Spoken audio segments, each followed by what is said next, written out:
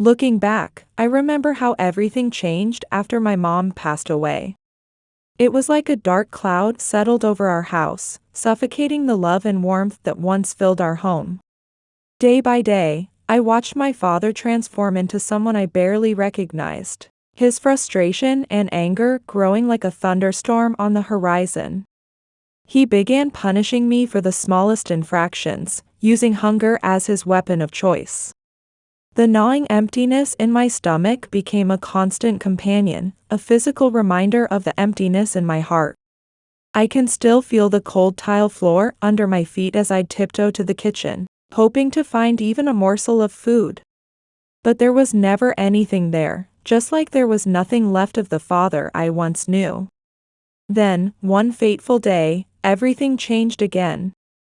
I remember the look of sheer terror on my father's face when he discovered a video of himself circulating on the internet.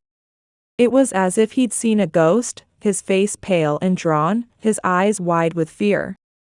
In that moment, I saw a glimpse of vulnerability in him that I hadn't seen since Mom died.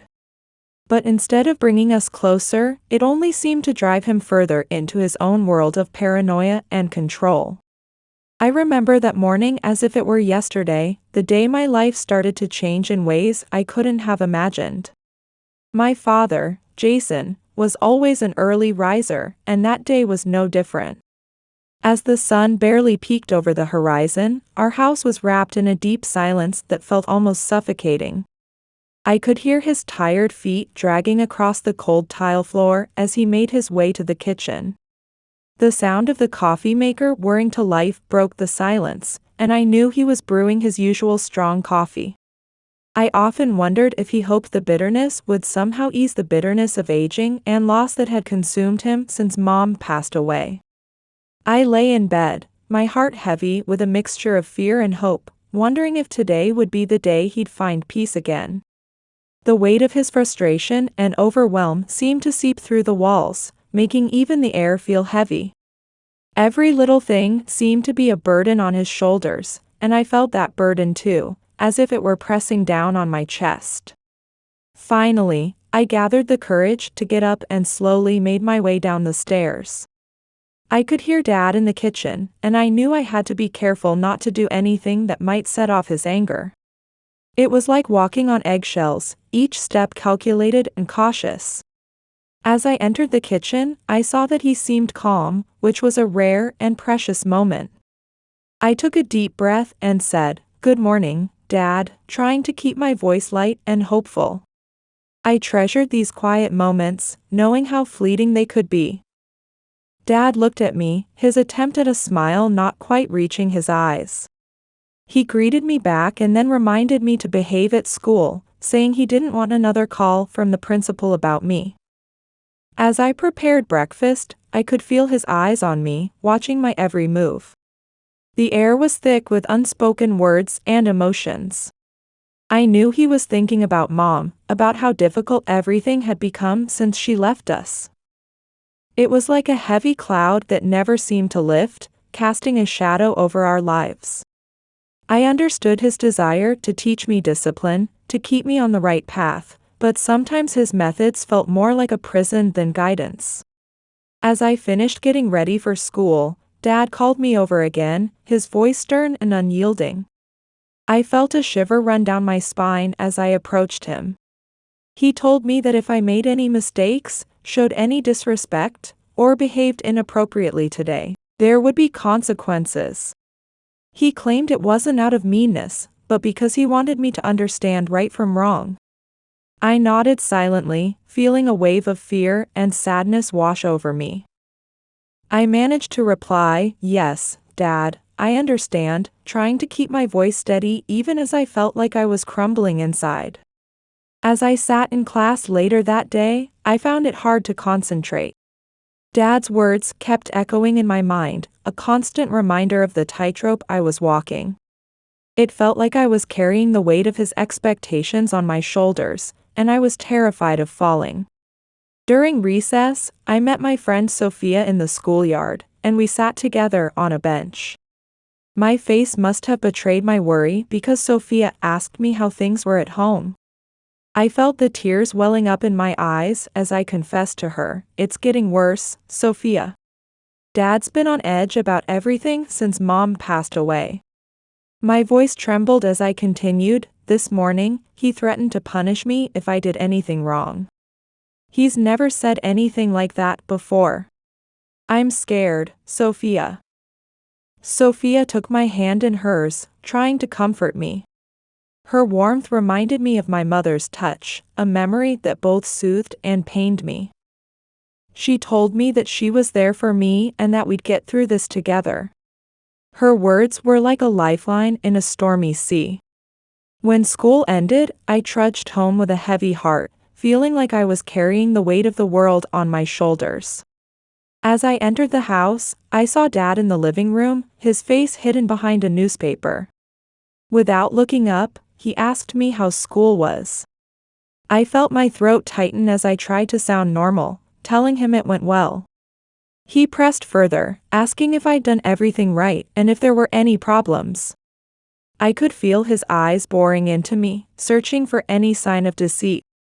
I assured him everything was fine, but the words felt like sand in my mouth. I knew he was watching my every move, even as he turned back to his paper. Later, during dinner, the silence was deafening.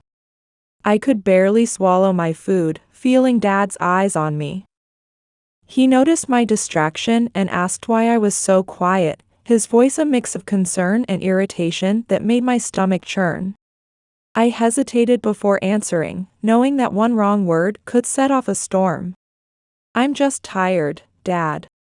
"It was a tough day at school," I lied, trying to sound convincing. Dad frowned but said nothing more. The awkward silence that followed was suffocating.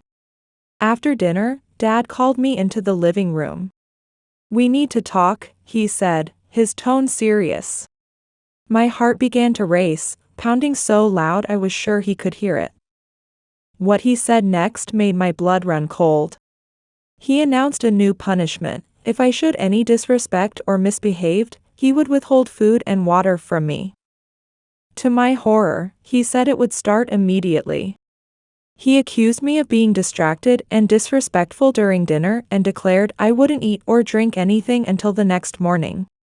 Panic and despair washed over me like a tidal wave. "But Dad," I pleaded, feeling tears stream down my face, "I was just tired. Please don't do this." Dad's face remained impassive as he told me this was for my own good, that I needed to learn proper behavior. I retreated to my room, feeling terrified and helpless. My mind was reeling, unable to comprehend how he could do this. My stomach growled, and my throat felt parched. How could he claim this was for my benefit? In that moment, I knew I couldn't stay silent anymore. With shaking hands, I picked up my phone and started recording a video. Through my tears, I explained what was happening, how Dad was punishing me by withholding food and water, claiming it was for my own good. I felt lost and scared, begging for someone to tell me what to do. With a trembling finger, I sent the video to Sophia, hoping she might have an answer. As I sat there in the dark, I felt like I was standing on the edge of a precipice, not knowing what the future held but certain that things couldn't go on like this. That night, I called Sophia, my voice barely above a whisper, to avoid being overheard by Dad. I asked her if she'd seen the video, my heart pounding with anticipation and fear. Sophia's response was a mixture of disbelief and concern. She told me it was terrible and that I needed help. Her words echoed my own thoughts, but hearing them from someone else made the reality of my situation sink in even deeper. I confessed to Sophia that I didn't know what to do. The fear of making things worse by seeking help paralyzed me. What if no one believed me? The thought alone made my stomach churn. Sophia's voice was a lifeline in that moment. She assured me that she believed me and promised to show the video to her mom. Her confidence that her mother would know what to do gave me a glimmer of hope in the darkness that surrounded me. As our conversation continued, I felt a strange mix of fear and relief wash over me. I couldn't help but sob as I told Sophia how grateful I was for her friendship. Without her, I would have been completely lost. The hunger gnawing at my stomach made me feel weak, both physically and emotionally. Sophia's strength came through the phone as she promised we'd get through this together. Her words were like a warm blanket on a cold night. After we hung up, time seemed to crawl by at an agonizingly slow pace. Each minute felt like an eternity. I lay in bed, staring at the ceiling, wondering if tomorrow would bring any change. Would someone come to help me? The conflict between my fear of Dad and my hope for change raged inside me, bringing fresh tears to my eyes. I clung to Sophia's promise like a lifeline, praying that tomorrow would bring a new chance at freedom. As I drifted off to sleep, I couldn't help but think of all the other kids out there who might be going through something similar. I hoped that by speaking out, maybe I could help them too. It was a small comfort in the face of my own fear, but it was something to hold on to. Morning would come, and with it, the uncertainty of what the new day would bring. But for now, in the quiet of the night, I allowed myself to hope. Meanwhile, Sophia, torn between fear and determination, showed Ava's video to her mother. "Mom, please watch this," Sophia said, her hands trembling as she handed over her phone. Rachel watched the video, her face contorting with disgust as she spoke. "What is this, Sophia? Why are you showing me such nonsense?" "It's not nonsense, Mom," Sophia pleaded, feeling tears welling up in her eyes. "Ava is being abused by her father. He's punishing her by withholding food and water. We have to do something." Rachel heaved a deep sigh, took the phone, and quickly deleted the video. "I don't have time for this, Sophia. Think about yourself. Don't get involved in other people's problems. And don't you dare spread this kind of thing around." With that, Rachel handed the phone back to Sophia and left without looking back. Sophia stood there, stunned and hurt by her mother's indifference. How can she be so insensitive? Ava needs help, Sophia thought, feeling anger and frustration building up inside her. Determined not to abandon Ava, Sophia decided to take matters into her own hands. She created an anonymous account and posted the video Ava had sent her on social media, along with a message pleading for help. "Please, someone help. My friend is being abused by her father and urgently needs assistance," Sophia broadcasted to the world. 3 days after posting the video, the school was buzzing with rumors about the incident. The hallways were filled with whispers and concerned glances, as students and teachers alike grappled with the shocking revelation. Sophia's actions had set off a chain reaction, bringing a hidden issue into the harsh light of day. As the video spread, it caught the attention of local news outlets, turning a private struggle into a public conversation. The school administration was forced to address the situation, calling emergency meetings to discuss how to handle the growing crisis. Ava, unaware of the storm brewing around her, continued to suffer in silence at home. Her father, Jason, remained oblivious to the fact that his actions had been exposed to the world. As the community began to rally around the cause, Sophia watched with a mixture of hope and apprehension.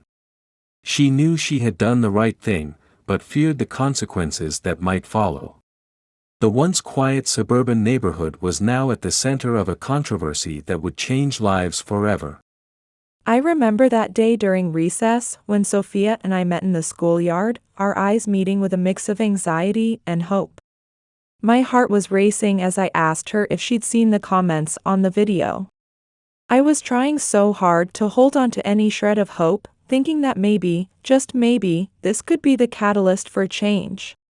Sophia nodded, her eyes darting around to make sure no one was listening. She told me that lots of people were offering help, but we needed to be careful. The fear in her voice was palpable as she whispered that if her dad found out she posted the video, things could get even worse. We huddled in a corner of the schoolyard, our heads bent close together as we scrolled through the comments. Sophia's voice trembled as she read out some of them to me. "Look at this, Ava," she said, her finger pointing at the screen. She read comments from people who couldn't believe what was happening, demanding to know why the police weren't involved. Others were desperately trying to figure out who I was so they could help. As I listened, I felt a strange mix of emotions washing over me. On one hand, I was touched that so many strangers cared about my situation. It was like a warm blanket of support in the cold reality I was living in. But on the other hand, a knot of fear tightened in my stomach. I couldn't help but ask Sophia how we could be sure these people were trustworthy. The world suddenly seemed so big and scary, full of unknown faces and intentions. Despite my fears, I felt a tiny spark of hope flickering in my chest. Maybe, just maybe, this was the beginning of the end of my nightmare. But as the bell rang, signaling the end of recess, I was jolted back to my harsh reality. I had to go home to face my father, not knowing if it would be the day everything changed, or just another day of silent suffering. As Sophia and I parted ways, I squeezed her hand, silently thanking her for being my lifeline in this storm.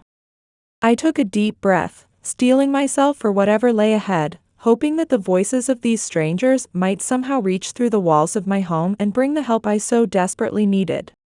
In a small office in downtown, Amanda, a dedicated social worker, was reviewing reports when her colleague, Carl, the director, entered the room. "Take a look at this," he said, handing her a tablet playing a video. "It's going viral on social media, and it seems to be a serious issue." Amanda took the tablet and started watching the video, feeling a surge of anger and sadness welling up inside her. "This is unacceptable. We need to investigate immediately," she said with determination in her voice. Amanda was no stranger to challenging cases, and she knew they needed to act swiftly. She created an anonymous account and sent a message to the account that had posted the video. "Hello. I'm a social worker. I've seen the video you posted. I want to help, but I need more information. Can we talk?" Amanda wrote, then waited anxiously for a reply. The office fell silent, save for the soft hum of the air conditioning and the distant sound of traffic outside.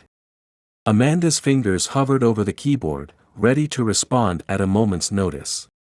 She glanced at the framed photos on her desk, reminders of the many children she'd helped over the years.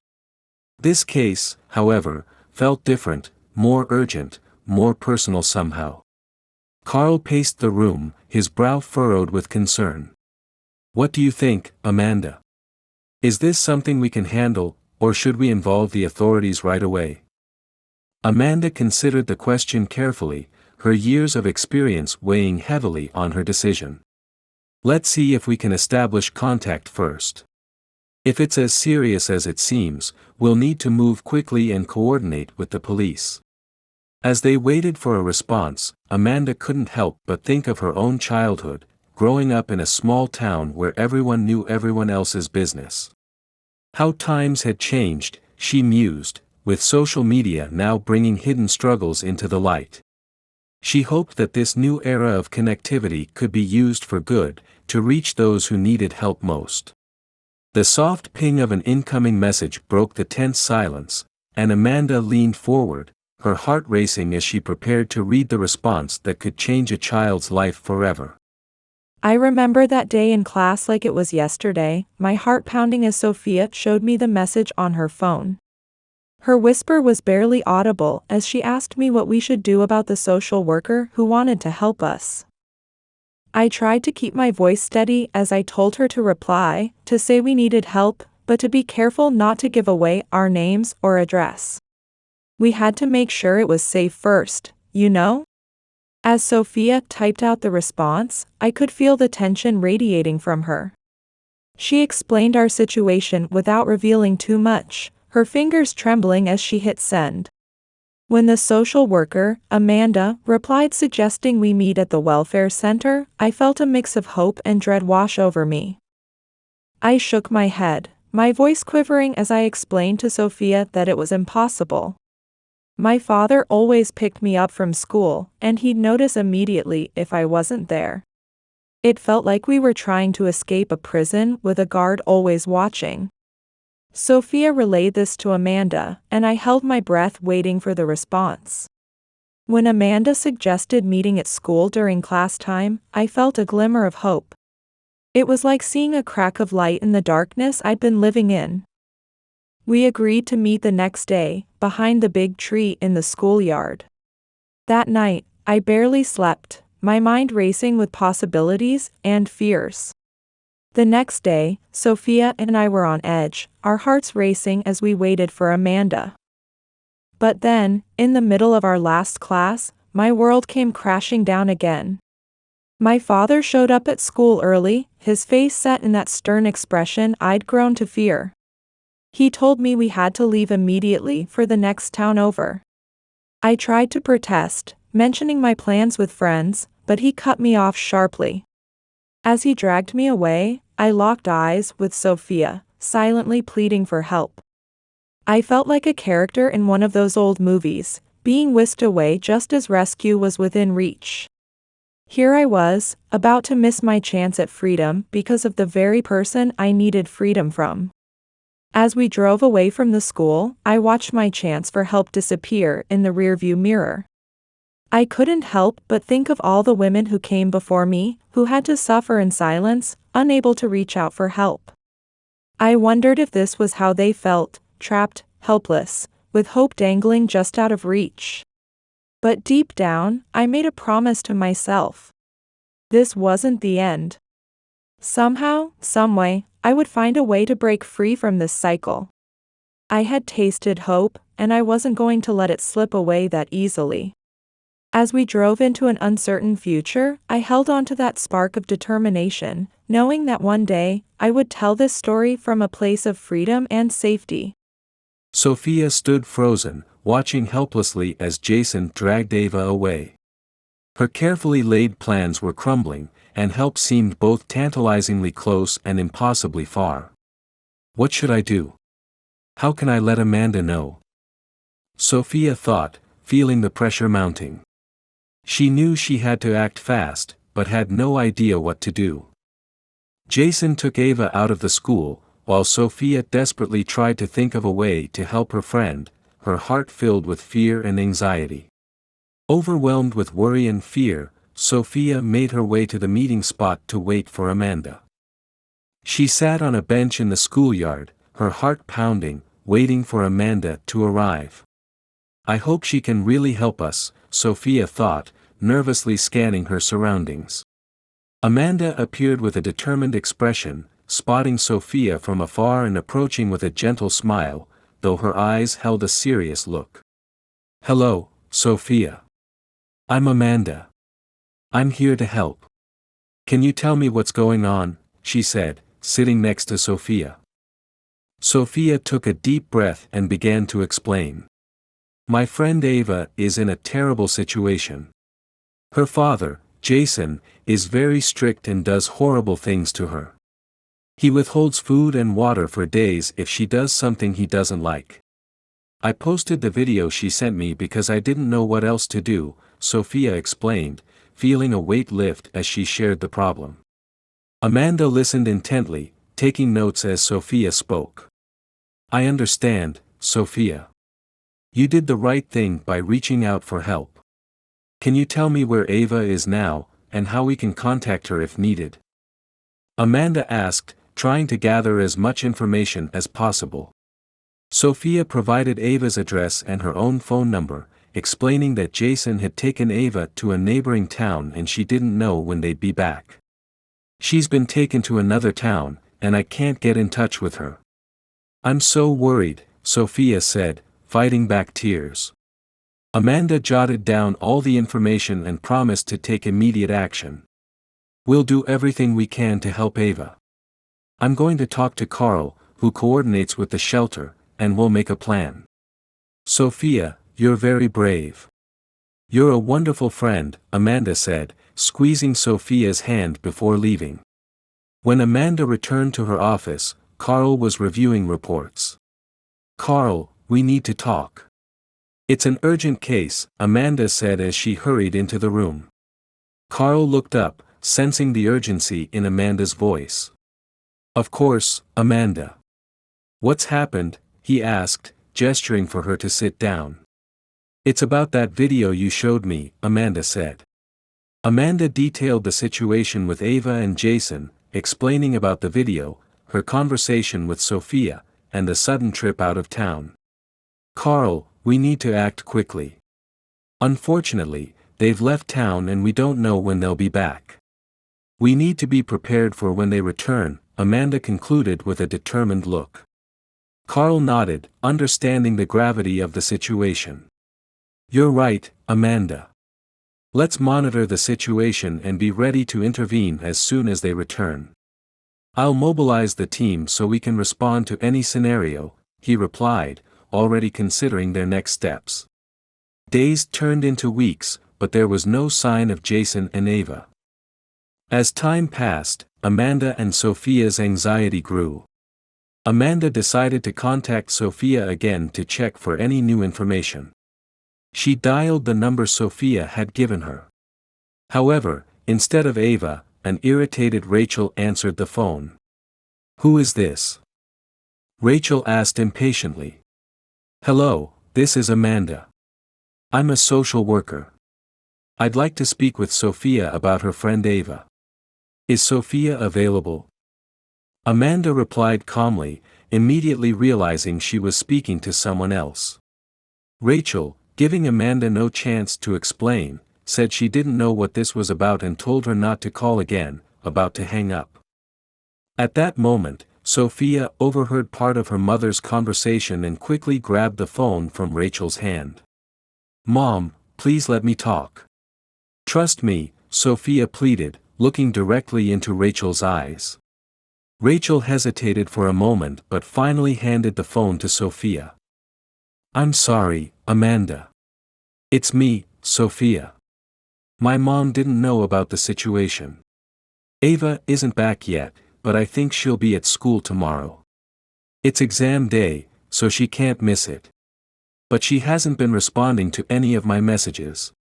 I think her dad might have taken her phone," Sophia explained, feeling a bit relieved to hear Amanda's voice again. "I understand, Sophia. We'll be ready to act immediately. Please let me know if anything changes." "Thank you for trusting me," Amanda replied, feeling the urgency of the situation. The next day, Sophia waited anxiously for Ava at school. The moment she finally saw Ava, Sophia's heart nearly stopped.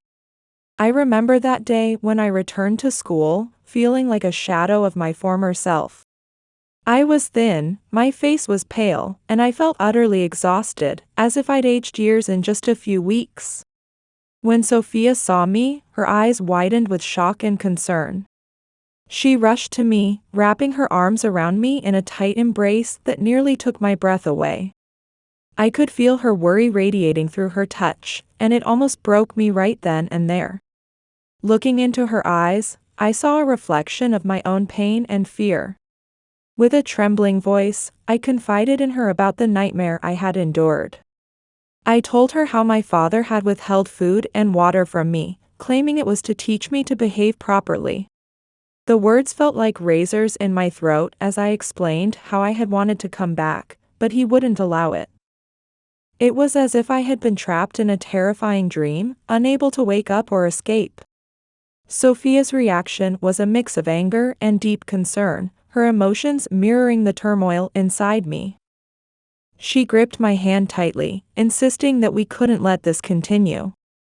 She mentioned Amanda, saying she could help us, but her words sent a jolt of fear through my body. I shook my head desperately, feeling tears well up in my eyes. The thought of seeking help filled me with dread, imagining how much worse things could become if my father found out. I begged Sophia not to tell Amanda, explaining that the risk was too high. As I pleaded with her, I could see the internal struggle in Sophia's eyes. She was torn between her desire to help and her fear of making the situation worse. Finally, she promised not to tell Amanda, but added that if things got worse, we'd need to find another way to get help. That secret had the potential to change their lives forever. Sophia knew they were far from resolving the situation, but for now, all she could do was support Ava as much as possible. Sitting at the kitchen table, Sophia's mind was swirling with thoughts. Her mother, Rachel, was preparing dinner, but after seeing Ava's condition at school, Sophia felt she had to do something. She wondered how to broach the subject with her mom. "Mom, can we talk for a minute?" Sophia asked, her voice trembling. Rachel looked at her daughter, sensing the seriousness in her tone. "Of course, honey. What's on your mind?" Rachel said, sitting down next to Sophia. Taking a deep breath, Sophia began to speak. "Mom, I need to tell you something really important about Ava. Her dad, Jason, he's doing terrible things to her. He didn't give her food or water for days when they were in the next town over. Ava is really suffering, and I don't know what to do anymore. That video I showed you before? I posted it on social media because I didn't know how else to help her," Sophia explained, tears streaming down her face. Rachel sat in silence for a moment, absorbing the gravity of what she'd just heard. "I had no idea it was this serious. I should have listened to you more carefully. You've done everything you could to help your friend. And I didn't realize how much this was hurting you too," Rachel said, pulling Sophia into a hug. "What can we do now to help Ava?" Rachel asked, her eyes filled with determination. Wiping away her tears, Sophia looked up at her mother with a glimmer of hope. "Could we call Amanda? She's the social worker who tried to help us before.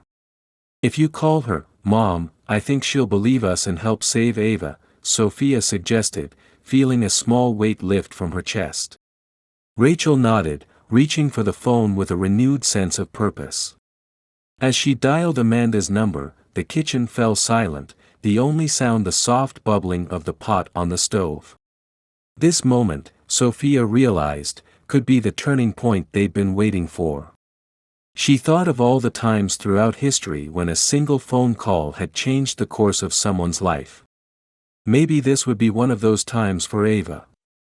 As the phone began to ring, Sophia held her breath, hoping that on the other end of the line, help was waiting. She silently prayed that this time, the adults would listen, understand, and take action. Because for Ava, time was running out, and this might be their last chance to save her from a fate too terrible to imagine. Carl and Amanda showed up at our house, and my heart was pounding so hard I thought it might burst out of my chest. I could hear Carl talking to my dad, his voice calm but firm, telling him they were there for my safety. The words cooperation and worst situation floated through the air, heavy with meaning. I was terrified, my body trembling like a leaf in a storm, but Amanda gently led me to their car. Her voice was soft and reassuring as she told me they would protect me. In that moment, I felt like a small bird being coaxed out of a cage it had known all its life. The drive to the welfare center was a blur, my mind racing with fears and hopes. When we arrived, I was surprised by the warmth of the welcome I received. Carl's words about safety washed over me. As they led me to a comfortable room, I felt a strange mix of relief and anxiety.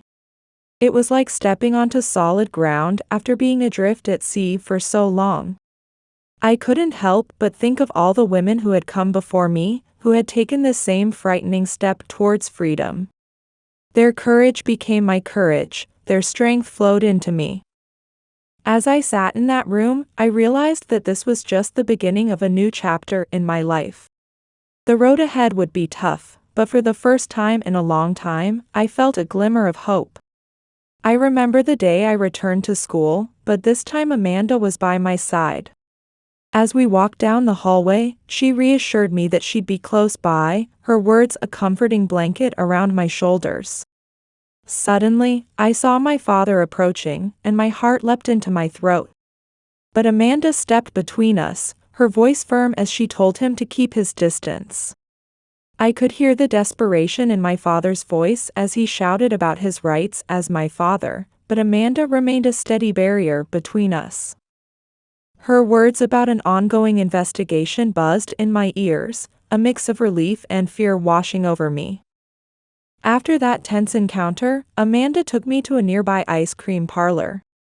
The sweet scent of waffle cones filled the air, a stark contrast to the knot in my stomach. As we sat there, Amanda gently asked if I could tell her more about what my father had done. I stared at the melting ice cream before me, feeling a surge of conflicting emotions. The words tumbled out of me, a jumble of confusion and doubt. I heard myself saying that maybe I had exaggerated, that my father loved me and was just trying to make me behave. Even as I spoke, I felt a part of me screaming inside, knowing these weren't my true feelings. As Amanda reflected on the day, she understood that this journey would be a long one, but she was determined never to give up on ensuring Ava's safety and happiness. "I won't give up on you, Ava. We'll get through this together," Amanda thought to herself as she prepared for the next day's work. Amanda was exhausted with worry. Although she knew Ava was now in a safe place, she couldn't ignore the possibility that Jason might claim his parental rights. Sitting in the small office at the center, Amanda pored over documents, searching for anything that could help protect Ava from Jason. She knew they needed solid evidence to keep Ava away from Jason until the investigation was complete. Carl came in, noticing the tension on Amanda's face. "Amanda, we can't keep Ava here without concrete evidence. There are laws, you know. If we don't have specific proof, we'll have to send Ava back to her father," Carl said with a regretful tone. Amanda felt a chill run down her spine. The thought of sending Ava back to Jason without guaranteeing her safety was unthinkable. Feeling desperate, Amanda continued her investigation through the night. After hours of searching, she discovered records about Jason's past. The records showed that Jason had grown up in an orphanage where he suffered physical and emotional abuse. Amanda understood that this didn't justify Jason's actions, but she felt it might help explain his behavior and could be used to convince the authorities of the need to protect Ava. As she read through the files, Amanda couldn't help but think of the cyclical nature of abuse, how it often passed from one generation to the next. She remembered stories from the 1960s and 70s, when child abuse was often swept under the rug, and how far they'd come in recognizing and addressing these issues. Yet here they were, still fighting the same battles. Amanda knew that breaking this cycle would require not just legal action, but also compassion and understanding. She hoped that with this new information, they might be able to help not just Ava, but Jason too, in the long run. As the first light of dawn crept through the office window, Amanda straightened her back, determination renewed. She knew the road ahead would be challenging, but she was ready to face it, armed with both the law and a deep sense of empathy. The next morning, I woke up to find Amanda standing in my room, her eyes filled with a mix of concern and determination. She told me she had something important to discuss, something that might be difficult for me to hear. I felt a knot form in my stomach, my mind racing with possibilities. Amanda suggested we take a walk in the garden, her voice gentle and reassuring. As we stepped outside, the cool morning air kissed my face, a stark contrast to the warmth of summer days gone by. We walked in silence for a moment, the only sound the crunch of gravel beneath our feet. Then, Amanda began to speak, her words carefully chosen. She had been investigating my father, Jason, and had discovered some troubling information. My heart skipped a beat as she revealed that my father had grown up in an orphanage, where he had suffered severe abuse. The world seemed to tilt on its axis as I struggled to process this information. My father, the man who had caused me so much pain, had himself been a victim. A whirlwind of emotions swept through me, confusion, anger, sadness, and a hint of understanding I wasn't quite ready to acknowledge. I blurted out my thoughts, my voice shaking with emotion. How could he do to me what had been done to him? It didn't make sense. Amanda nodded, her eyes filled with empathy. She agreed that it didn't justify his actions, but it might help explain them. As we continued our walk, Amanda stressed the importance of understanding the situation fully to ensure my safety. Despite this new information, I found myself unable to fully open up. It was as if there was an impenetrable wall inside me, built brick by brick with every instance of abuse I had endured. Our conversation continued, but whenever the topic of my own experiences came up, I felt my throat constrict, the words refusing to come out. I was frustrated with myself, angry at my inability to speak freely about what had happened to me. Days passed, and life at the center continued. One afternoon at school, I was encouraged to join the extracurricular music program. At first, I hesitated, my father's voice echoing in my head, telling me it was a waste of time. But as soon as I picked up the guitar, something magical happened.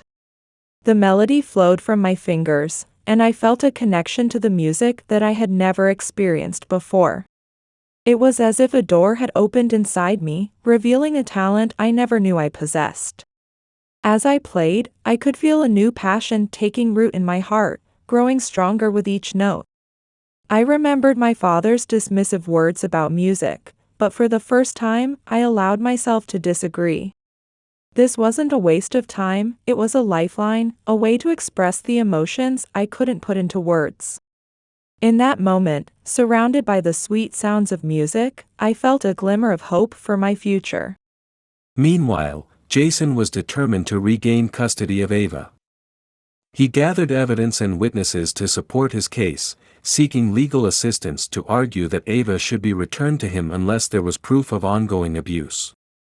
Jason still believed he was being unjustly accused, convinced that he was merely trying to discipline his daughter correctly. A few days later, Jason showed up at the welfare center with his lawyer in tow. Amanda and Carl had prepared to protect Ava, but the lack of concrete evidence complicated matters. Carl, maintaining his composure, explained that while they understood Jason's position, they needed to ensure Ava's safety. He assured Jason they were doing their best to reach a fair conclusion. Jason, however, asserted forcefully that as Ava's father, he had the right to take her back. He argued that keeping her at the center without evidence was illegal.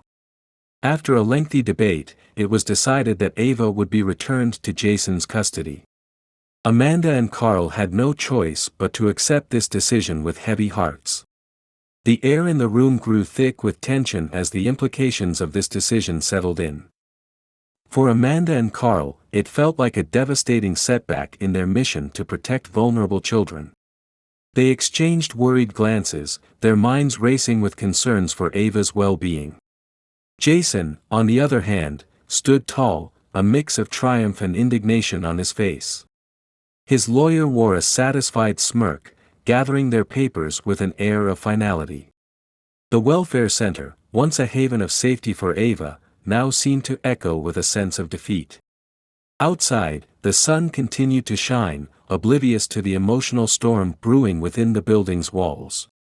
As Jason prepared to leave with the news of his impending reunion with Ava, Amanda and Carl could only hope that their fears for her safety would prove unfounded. I remember that day like it was yesterday, when they told me I had to go back home. My heart sank, feeling as heavy as a stone dropping into a deep well. I clung to Amanda, tears streaming down my face, and told her I thought I was safe here and didn't want to go back to Dad's house. The warmth of her embrace felt like a lifeline I didn't want to let go of. Amanda, her own eyes glistening with tears, promised she was sorry but would keep watching over me. She said I could contact them anytime and they'd never abandon me. Her words were meant to comfort, but they felt like a bandage on a gaping wound. When I returned home, trying to resume life with Dad, it was far from normal. The tension in the air was so thick you could cut it with a knife. He was on edge, irritable, like a ticking time bomb ready to explode at any moment. I found myself walking on eggshells, terrified of making even the slightest mistake. It reminded me of those old war movies, where soldiers cautiously navigate a minefield. One evening, I was struggling to finish my homework, my mind a whirlwind of fear and anxiety. No matter how hard I tried, I couldn't focus on the words in front of me. He noticed, and his face darkened like storm clouds gathering on the horizon. He declared in a voice trembling with anger that I needed to learn to respect him. The words, "This time, I'll make sure you understand," sent chills down my spine. His punishment was cruel beyond words. No food or water for 2 days. I endured the punishment silently, but inside, my heart was shattering like fragile glass. The gnawing hunger and thirst were nothing compared to the emotional pain. I kept wondering, why is this happening to me? Hadn't things changed? Despair wrapped around me like a suffocating blanket, threatening to smother any remaining hope. When the punishment ended, I was weak, both physically and emotionally. He told me I could go out now, but I had to remember to behave properly. He claimed it was all for my own good, but he couldn't see the damage he'd inflicted. I stared at him, feeling utterly powerless, unable to muster even a whisper of response. All I could do was pray for this nightmare to end quickly, like waking up from a bad dream. Meanwhile, the situation at the welfare center was deteriorating. The center, already in a precarious financial state, was now on the brink of bankruptcy. Amanda, worry etched on her face, pored over financial documents in Carl's office. "We've got to find a way to keep this place going, Carl," she said, her voice tight with concern. "Those kids are counting on us. We can't let them down." Carl nodded, his expression grave. "I know, Amanda. But the numbers don't lie," he replied with a deep sigh. "We're handling too few cases, and our costs are too high. We need new sources of income or some emergency funding, and fast." Despite the dire circumstances, Amanda and Carl continued their daily operations, striving to maintain normalcy for the children in their care. One day, they received an invitation to give a talk at Ava's school about the role of social workers and the importance of protecting children. They saw this as a golden opportunity, not just to educate but also to raise awareness and garner support for the center. On the day of the presentation, the school auditorium was packed with students and teachers, all eager to hear what Amanda and Carl had to say. Amanda began, her eyes scanning the audience with intensity. "Good morning, everyone. My name is Amanda, and this is Carl. We work at the local welfare center, and we're here today to talk about the critical importance of protecting our children." She continued, holding everyone's attention. "Sometimes, children face difficult situations at home that others might not see. Our job is to listen to these children and protect them. We want you all to know that no one has to face these challenges alone, help is available." Carl then took over, his voice solemn as he emphasized the gravity of their work. "As friends and peers, it's crucial that you learn to recognize signs of abuse or neglect. If you or someone you know is facing such a situation, please don't hesitate to seek help. We're here to support and protect you." I sat in the audience, hanging on every word Amanda and Carl spoke.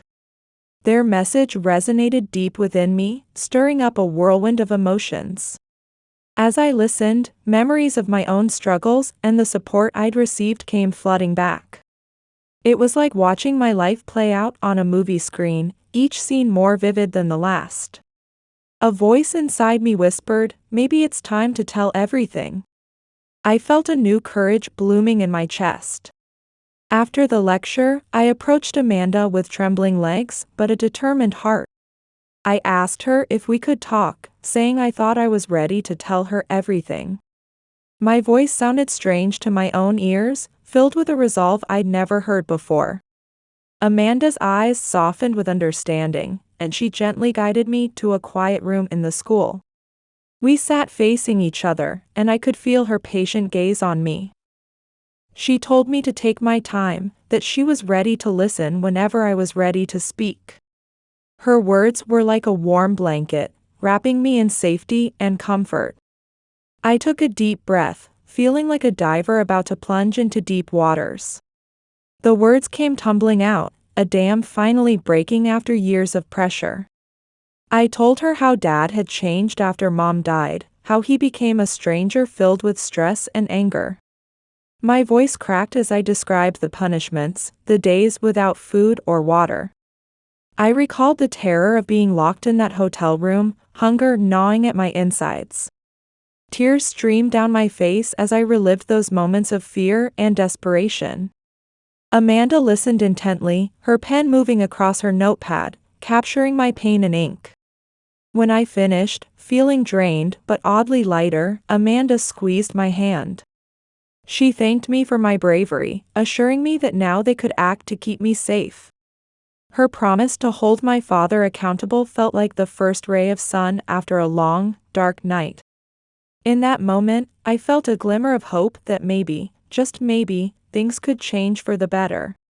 Based on Ava's testimony, Amanda and Carl gathered the necessary evidence and reported it to the authorities.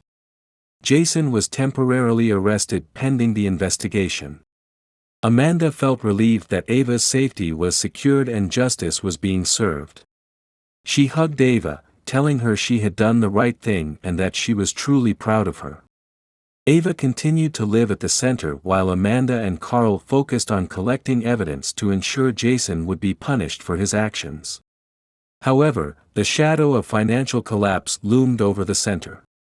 Resources were rapidly depleting, and Amanda's anxiety grew with each passing day.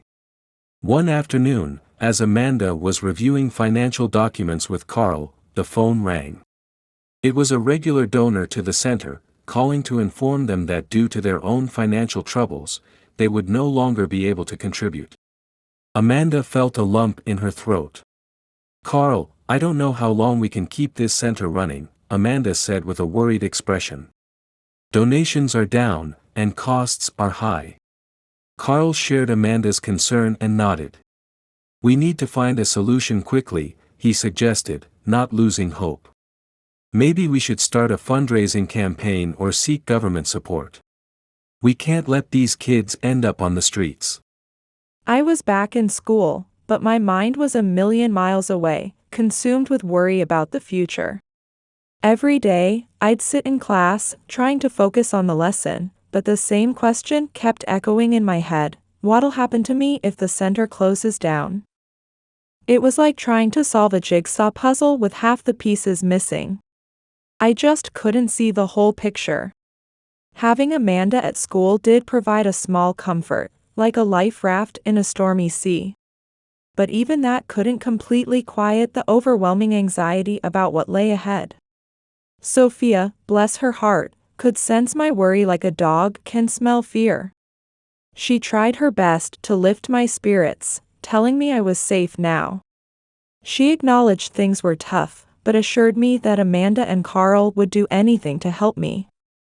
Her words were like a warm blanket on a cold night, comforting but not quite enough to chase away all the chill. Then Sophia said something that nearly brought me to tears. She promised she'd always be by my side. As she hugged me, I felt a glimmer of hope, like a tiny flame flickering in the darkness. I realized then that no matter what happened, I wasn't alone anymore. It was a bittersweet moment, filled with both fear and gratitude. I held on to Sophia's words like a talisman, hoping they'd be enough to see me through whatever storms were coming. Days went by, and the situation at the center continued to deteriorate. Amanda spoke with urgency: "Carl, we need to do something quickly. We can't abandon these children." Carl agreed, but he felt their options were becoming limited. "What about organizing a fundraising event?" Carl suggested, feeling the pressure. "We could involve the community and show them the importance of our work. But we need to act fast." Amanda began planning a charity event involving local schools, businesses, and volunteers. She thought, if we can mobilize the community, we might be able to raise enough funds to keep the center running. Amanda started making phone calls and sending emails to potential sponsors. Meanwhile, the investigation into Jason was making progress. I still carried the burden of fear and trauma, but I was receiving ongoing support from Amanda and the staff at the center. Amanda would reassure me, saying, "Ava, we're here for you. We'll protect you no matter what happens."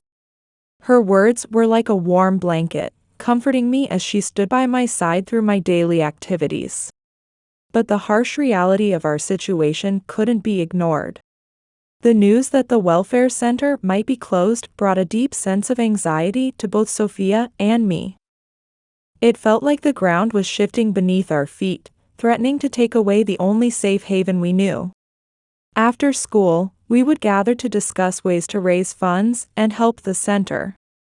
I remember saying to Sophia with fierce determination, "We can't let them close the center, Sophia." My voice was filled with emotion as I continued, "Amanda and Carl have done so much for us. It's our turn to help them." I could see the same sense of urgency reflected in Sophia's eyes as she nodded in agreement. She chimed in, saying we could organize fundraising campaigns at school and in the community. Sophia's mind was already racing with ideas as she suggested giving presentations, selling things, or doing whatever it took to raise money. I watched as she began jotting down ideas in her notebook, her pen moving quickly across the page. We spent that afternoon brainstorming, our heads bent together over the table.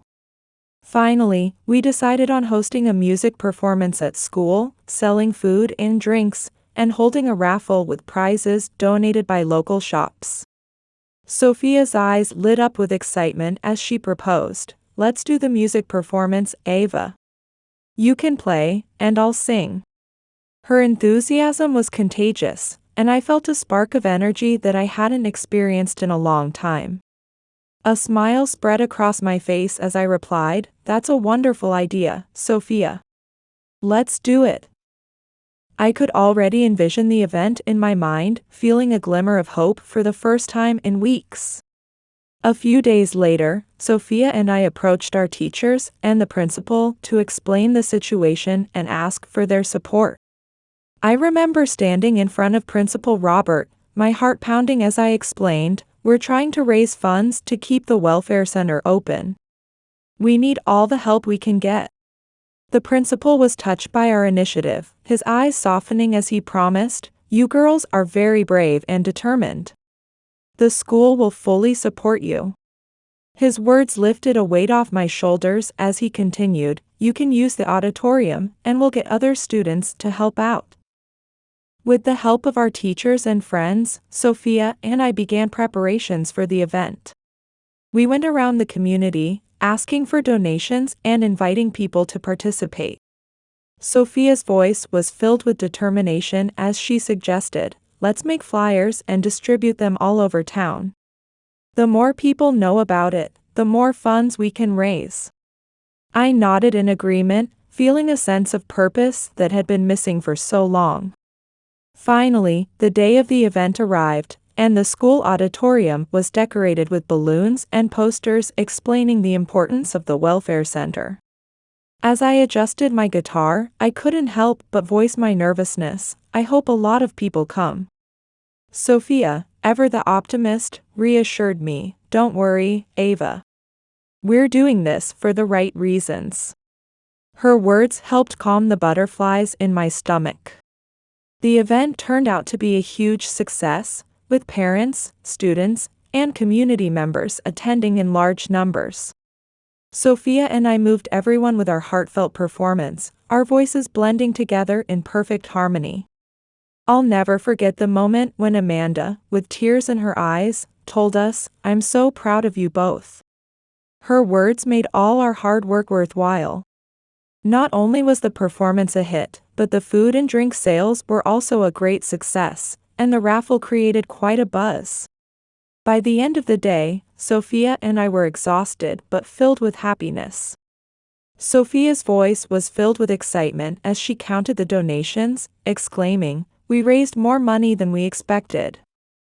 Her eyes sparkled as she added, "This will keep the center open for longer." When we handed over the money to Amanda and Carl, their gratitude was overwhelming. Carl's voice was thick with emotion as he said, "You girls have saved the center. We can't thank you enough."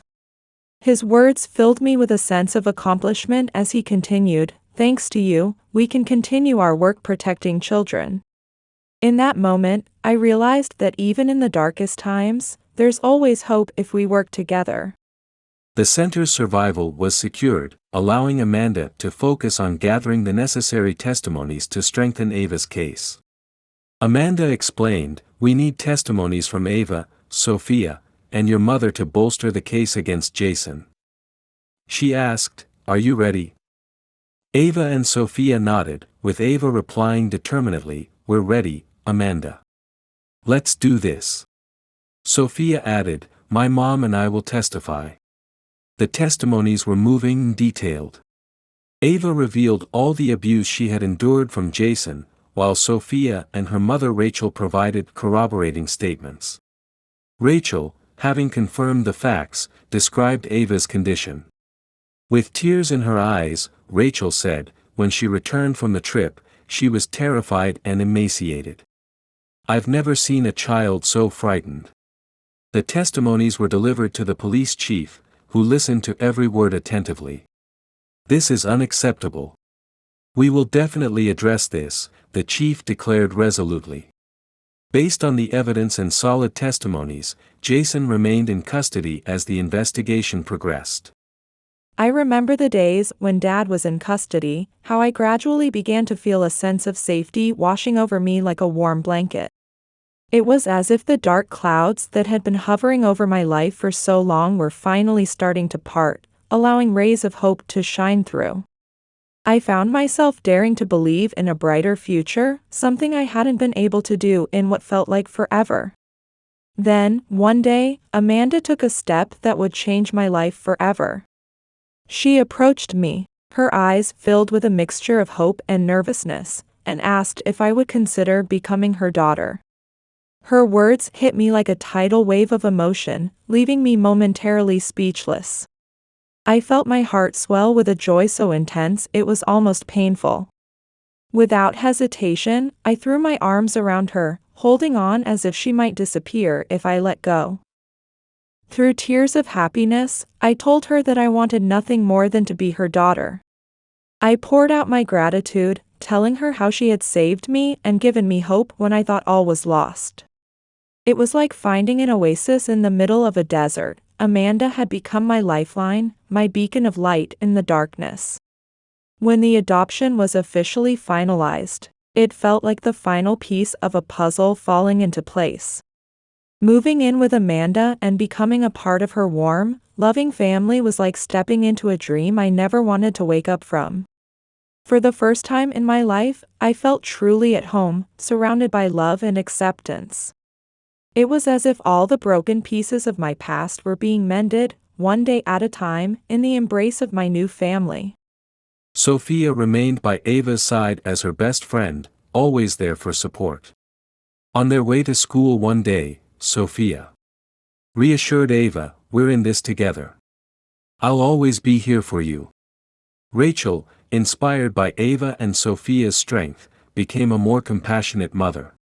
She hugged Sophia, promising, "I'm going to try harder. I promise to be the mom you deserve." Sophia felt her mother's love and support, a smile spreading across her face.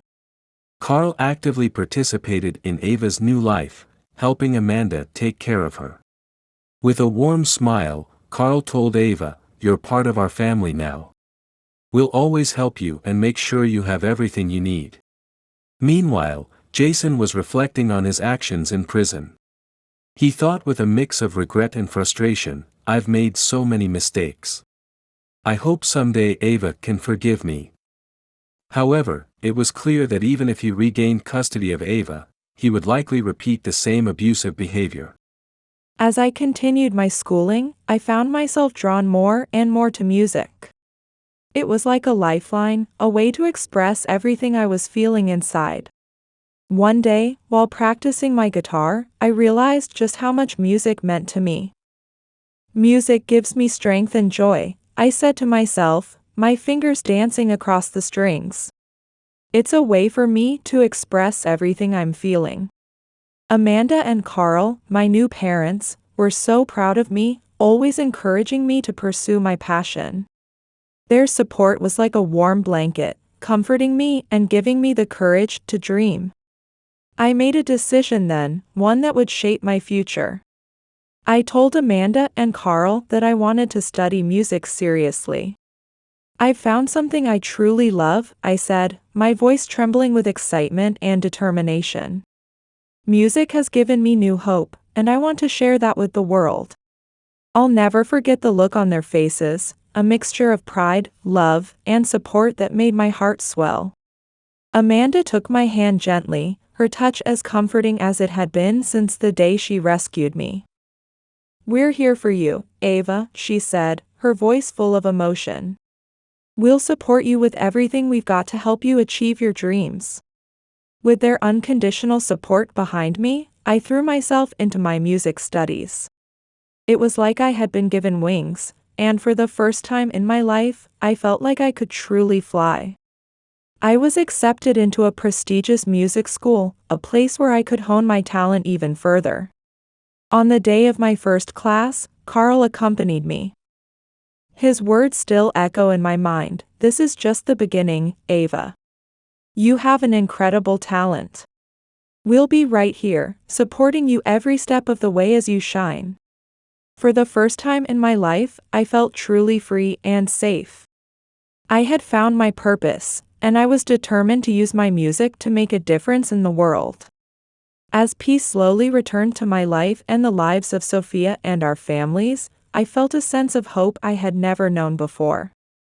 It was as if the dark clouds that had hung over my life for so long had finally parted, revealing a bright, promising future. The local community center, now bolstered by increased support, continued to aid children still facing hardships. "Every day, we're saving more and more lives," Carl said with satisfaction. This dedication to helping those in need was a testament to the center's unwavering commitment to the community. I remember that moment so clearly, as if it were yesterday. There I was, walking hand in hand with Amanda, feeling the warmth of her touch and the security it brought. My heart was full, brimming with a mix of emotions I had never experienced before. I knew, deep in my bones, that I had finally become part of a loving family. It was like finding an oasis after wandering in a desert of loneliness for so long. The support of my newfound friends felt like a safety net, catching me whenever I stumbled. I could see a bright future stretching out before me, like a path bathed in golden sunlight. The memories of my past, though painful, were no longer chains holding me back. They had become stepping stones, leading me to this moment of profound gratitude. I turned to Amanda, my voice thick with emotion, and told her how I felt. I said that while I'd never forget what I'd been through, I now knew I was safe and loved. The words, "Thank you for giving me a new chance," tumbled from my lips, heartfelt and sincere. It was a moment of rebirth, of hope reborn, and I knew that this is just the beginning of a beautiful new chapter in my life. The story of Ava, Sophia, and all those involved proves that with courage, love, and support, any difficult challenge can be overcome, and new happiness can be found. With renewed hope and faith in a bright future, Ava and her new family continued their life's journey, stronger and more united than ever before. If you enjoyed this story, please don't forget to hit the like button and subscribe to our channel. Your support is a tremendous motivation for us to keep delivering compelling stories on a regular basis. Stay tuned for our next amazing tale, coming soon to your screens. Thank you for your support, and we'll see you next time.